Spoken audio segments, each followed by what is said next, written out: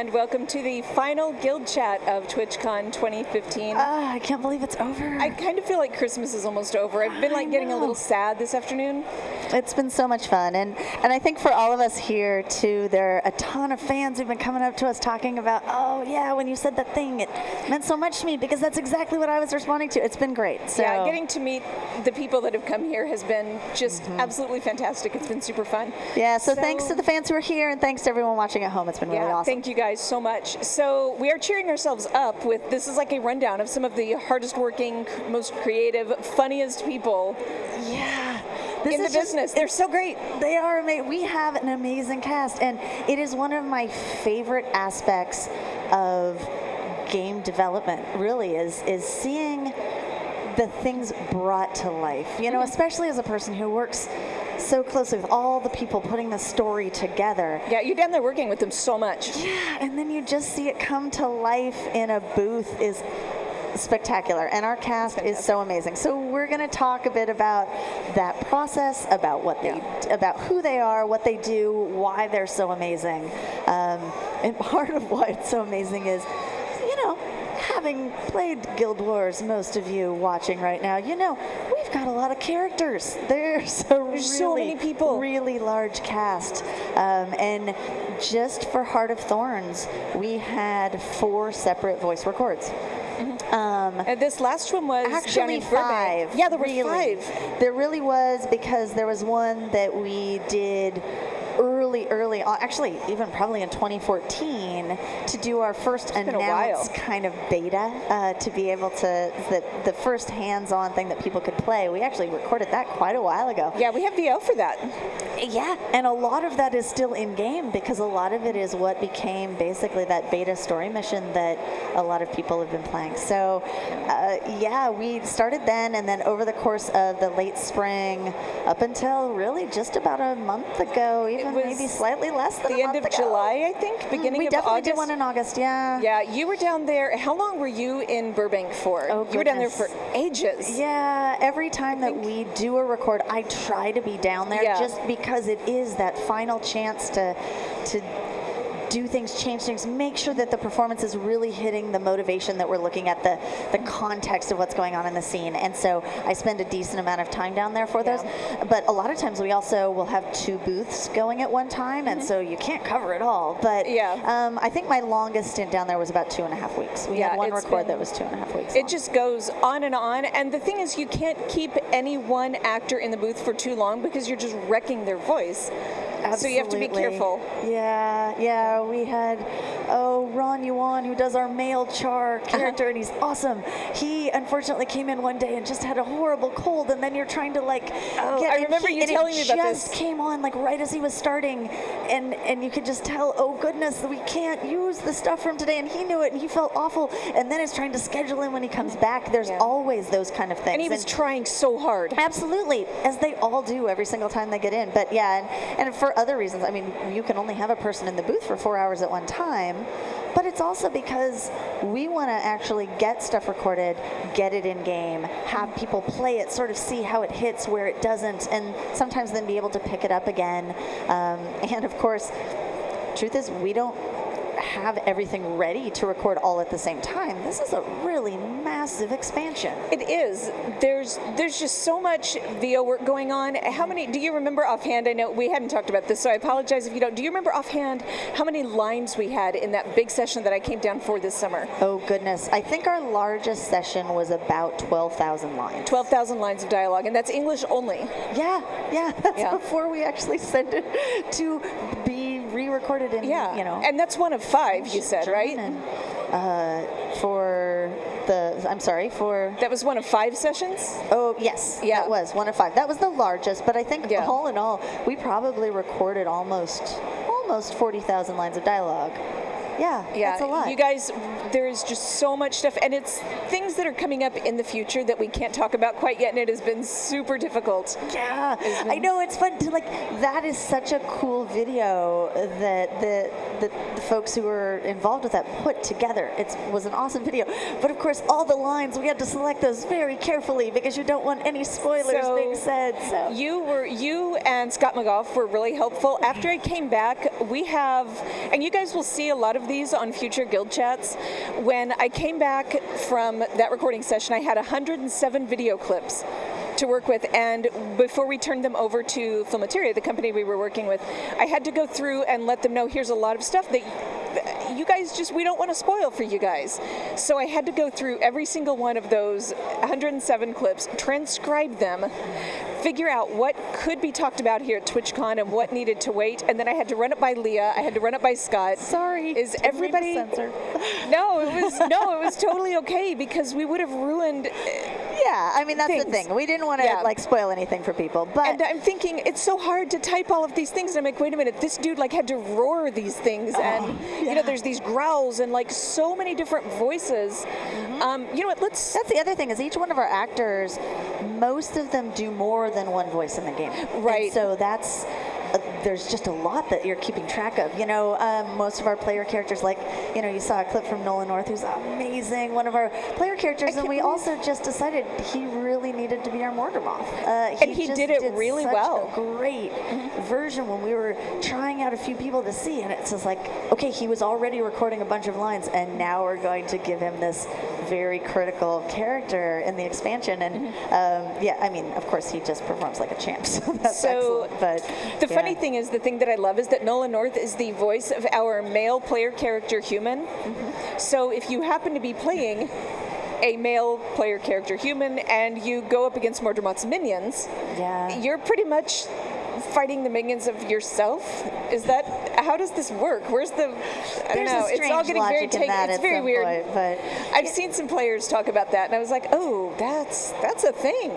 Yeah, it is. There's that, it definitely happens that you'll actually, sometimes we write two different characters that are so not related to one another, and so they're cast as the same person, and then for some reason, you know, maybe 6 months later, you see them come together in the same scene, and of course, people do a really good job. Like the professional voice actors, it is such a hard job, and I think some people feel it is so easy, and that what they get to do is just sit behind a mic and make a funny voice, and it's so not that. The, you know, really talented ones absolutely get voice separation. They can completely mimic people. They can get into different things, but it always really comes down to the acting and the timing and hitting that right motivation and that thing for character. And you know, the folks that you see there, I mean, I adore everything Troy Baker said in that particular clip, because it's so indicative of our cast that he's so aware of what his character is doing. It's not that they just come in, read a script, and leave. Like, he really knows what's going on with Logan. And he's, you know, just into it, and so many of them are, and that's awesome. I find that Troy Baker, he's especially good about that, and how much he really knows those characters, because a lot of times you have so much going on, it's impossible to not come in, just be like, okay, tell me enough about this character where I can just do a good job.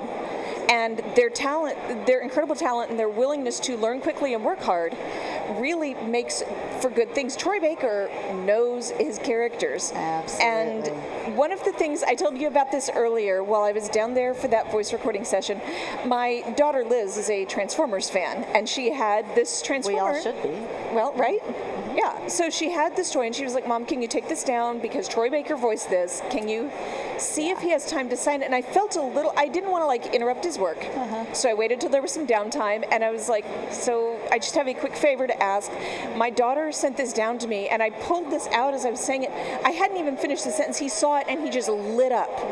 He saw, I mean, it was like folded down into the car, and he knew instantly what it was, and he was like, can I sign that for her?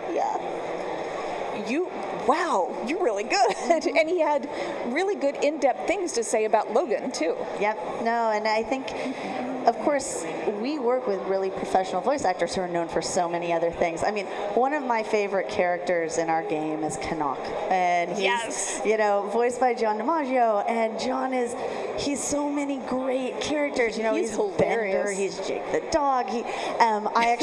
I know John from a long time ago because I worked known each other for at ages. Disney, making cartoons for Disney, and so I first got to know and love him as Dr. Draken on Kim Possible, and and so it's so fun to get there. It's almost like this reunion, but they're all like so varied. And one thing I will say about John, just to give a little plug for his stuff, he created this documentary. Oh my gosh, yes. Called I Know That Voice. And it's a whole bunch of the voice acting community, many of whom are in our game. And it's all really gets into how tough it is to do this job and what a talent it is to do it well. And I'd recommend for anyone who's interested in this part of animation in general, but particularly for video games, like just rent that, download it. It's streaming on various services. It's really worth it. It is so good. Yeah. And I think it just shows how much passion these people bring to all of this, and it's the excitement that we get every time. There are things that I will say the narrative team does when we're sitting around in a room. We will, our process is we will go back and forth. We'll a lot of times have a script, but as we're working with the designer on something, that script will get refined and various other things. But when it's ready to record, we'll actually do a table read meeting where we'll sit around and each person on the team will grab a different voice and we'll read through the scene just to make sure it plays. And it absolutely comes up that, oh, you know what?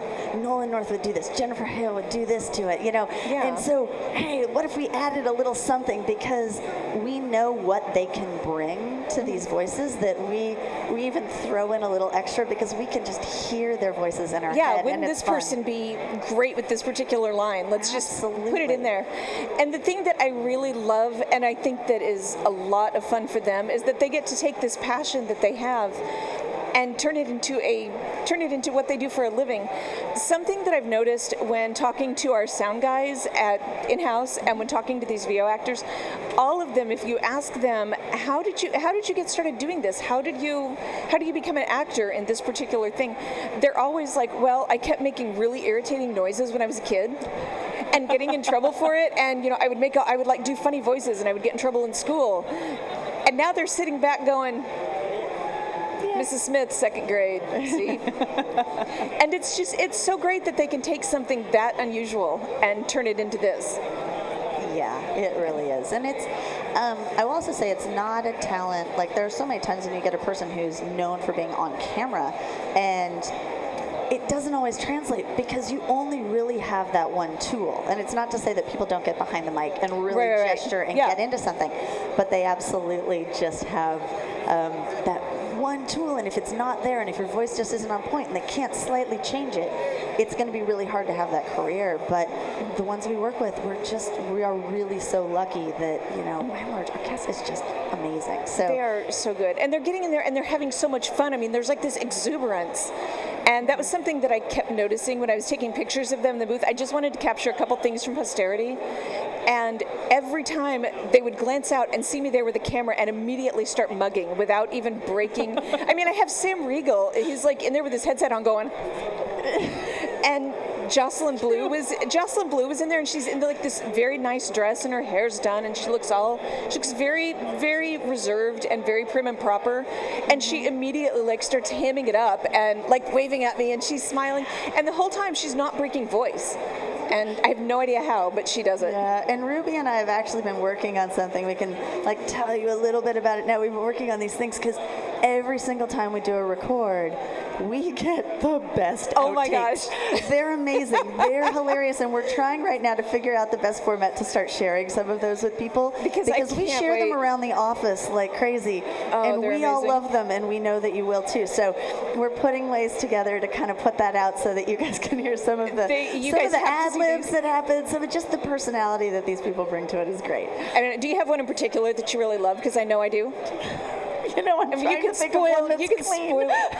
Okay, so there's a whole lot of not safe for anything stuff. I'll tell you, while you think about it, one of the things, Nolan North was going through some Mortarmoth lines, and he's got that guttural and he's got that growl and he's doing really well. And then he busts out, if you've seen Wreck-It Ralph, he busts out the lines in King Candy's voice, and I about died. And I can't wait for people to see that. It was so great. It's really good. Yeah. Troy Baker did like a Deadliest Catch thing just out of nowhere. I think you were in there for that. Yeah. Yeah, I think one of the other things that is also very cool to us that we really see is, we were talking a little bit earlier today about the fact that the player character's back, and obviously even just in English we have 10 different player character actors. So much. And I think it's such a cool part of our game, our community, the ability to role play, that each one of those actors actually does do their own special thing with the same lines that everybody else gets, and I find that to be really amazing. After you start hearing these same lines over and over, and it starts hitting you what a different take each act. And it's not just male actors versus female actors. Even the guys and all of the women running through these same lines, it's completely different. Yeah. It's a different feel. It's a different inflection, tone. Everything has their own take on it, and that's why you have if you play a male human, if you play a male Sylvari, it's a different feel, even though it's the same line. Yeah, and our Sylvari actors have been so excited about the story that they get to also be a part of this coming time. Yeah, it's been excellent. So, yeah, they are extremely, extremely good. So, what's been one of the we're like rhapsodizing about how much fun this is, and it is. We absolutely love it. You've been getting to do this for a very long time. I've just started traveling down this year and joining you for that, so I don't have that background. What's been the hardest thing about getting in there and helping them through in the sound booth?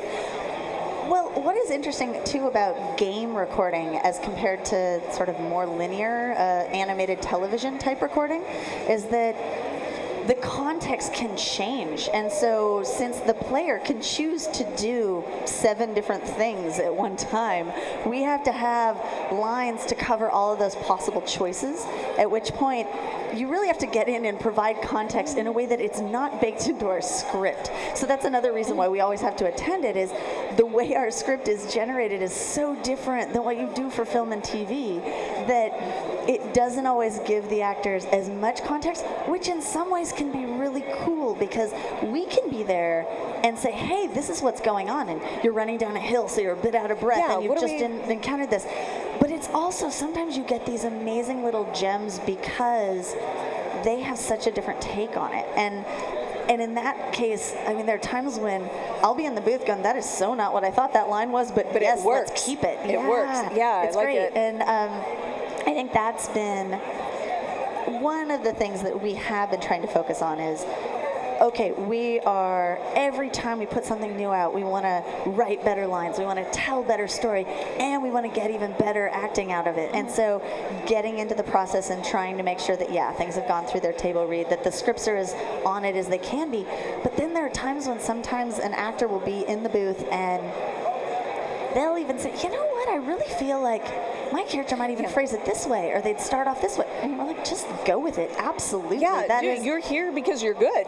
Exactly. And they're there because they really understand the character, and they understand almost all of these actors actually also play our game. And I find that to be Which just super floors me. I cool. love that. I know. So they're like, yeah, but when I'm playing a char, I want to do such and such. And so what if it was like this? Yes, like they'll. I also think it has to be a really surreal experience to like be at home playing something and your voice is coming out of it. You start yelling at yourself. But they like to review the material that they're putting out there as well. Yeah, they know what's going on, and that's interesting. It gets a lot more nuanced than this. But one thing that I've heard consistently over and over, it's like, okay, so this is like a pain line, but is it pain like I got punched in the arm, or am I almost dead? Yeah. I need to know. It's not just like ow and let it go. They really want to get the inflections down and know how that works. It is true. That will there will be people who'll be like, so did someone slug me in the arm, or am I on fire? Right. Or am I missing a limb? What's happening here? Yeah. So it absolutely is so essential part of that to give them that context, but they bring so much more to it as well. They do, and they do it because they love it.